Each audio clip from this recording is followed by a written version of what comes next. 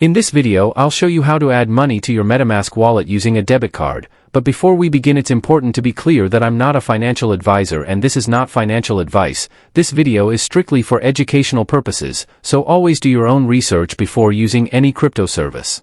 To start, open your Metamask wallet using either the browser extension or the mobile app and make sure you're logged into your account. Once inside, tap on the Buy or Fund option and choose Buy to continue. Metamask will then ask you to select the cryptocurrency you want to purchase, such as Ethereum, USDT, USDC, BNB, or other supported assets, and then enter the amount you want to spend in USD. After that, choose a debit card as your payment method.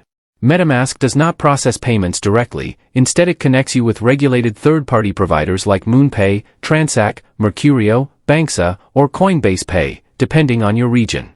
Each provider shows fees, estimated crypto you'll receive, and supported cards. You'll then follow the on-screen steps, confirm your wallet address, and complete payment by entering your debit card details.